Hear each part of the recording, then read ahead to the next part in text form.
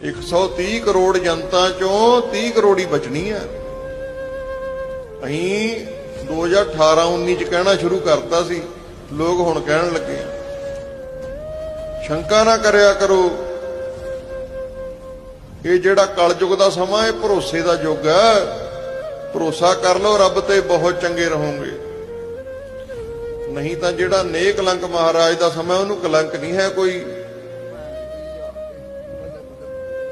झूठा बंदा ते जिहड़ा बंदा झूठ बोलदा, गल गल ते झूठ बोलदा, ਉਹਦਾ ਤਾਂ ਬਚਾ ਹੀ ਨਹੀਂ ਹੈ।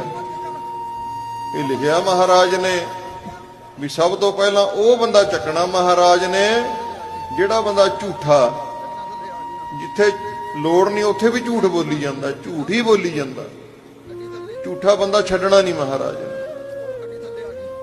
ਇਸ ਕਰਕੇ ਨਾਮ ਜਪ ਲੋ, ਇਹ ਆਪਾਂ ਭਾਗਾਂ ਵਾਲੇ ਆ, ਆਪਾਂ ਨੂੰ ਮਹਾਰਾਜ